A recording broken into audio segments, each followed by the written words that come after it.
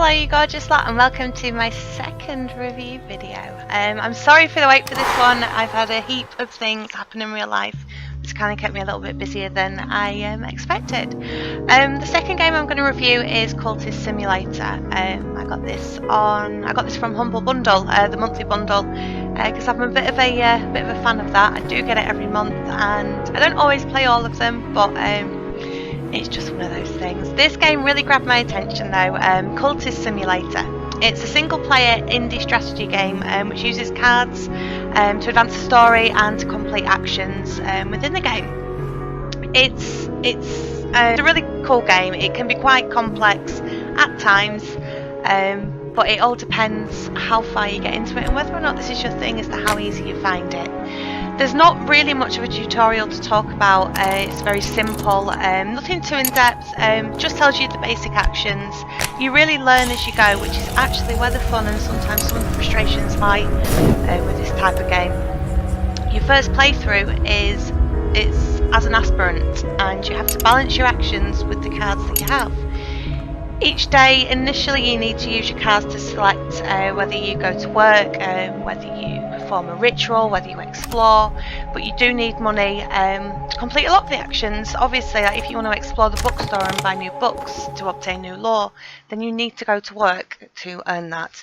Later on, you can actually complete commissions for various people that you'll discover as you explore and talk with different people. You gradually unlock actions throughout the game as you go, like I briefly mentioned, such as studying, exploring, dreaming, talking, and you have to select the right cards for each task. I don't want to spoil too much of the game because it really is, you learn best by experiencing, so I don't want to talk too much about what cards go where. There are different categories, shall we say, that the cards do fall into, which it kind of dictates what actions you can do with which and whether or not they're relevant to you based on which storyline you want to follow, which ascension you're chasing. Although it appears quite simple on the surface, it's actually a really complex mix of actions, especially as you get further on, that are required to progress properly within the game.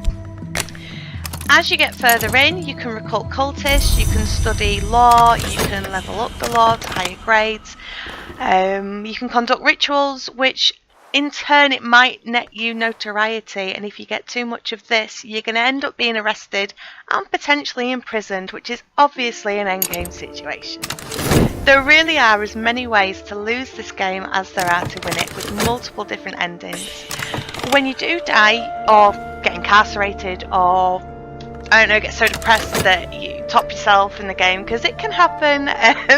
You're reincarnated in another form of your choosing. You're given some options, you can choose what to come back as next.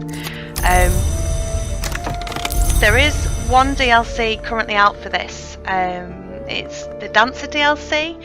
It gives you a whole new storyline, which gives you a new legacy, 2 new ascensions, and the animal spirit selves. I believe it's when you're dreaming you can access certain areas, and in this particular case with DLC it's the animal spirit selves.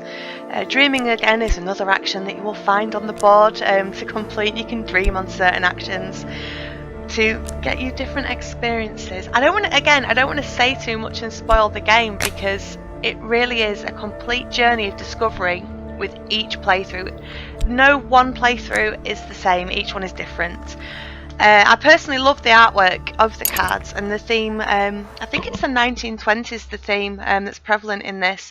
It's really simple, the designs on the cards, but it's still bold enough to catch your attention, but without being overwhelming, which is ridiculously important later on, because on the table, when you've got all your cards laid out in whatever order you want, it can get quite busy and it could be quite overwhelming. The soundtrack I actually quite like the soundtrack. It's quite relaxing, but it does have moments in it that can make you think, oh crap, I really need to get this done, because the tempo's increasing, or it makes you feel that panic that I don't think I've felt in a game for a while, a sense of urgency to actually complete an action before the game's over, I'm not a big card player at all, especially not card games. But this is one of those games that I've actually really enjoyed playing because it's a challenge. It's not easy, and as you guys well know, I quite like those kind of games. For me, I'm going to recommend this game if you like a challenge, if you like card games, if you like indies. It's provided me with quite a lot of time to play through and to relax. You do need concentration, so bear that in mind if you happen to sit down and play a game. It can be quite hard to pick up in a second setting because you often forget what you've done previously. But yeah, so I'm going to recommend this, guys. Let me know if you've played the game and what you think in the comments, and I'll see you again soon. Thank you for listening.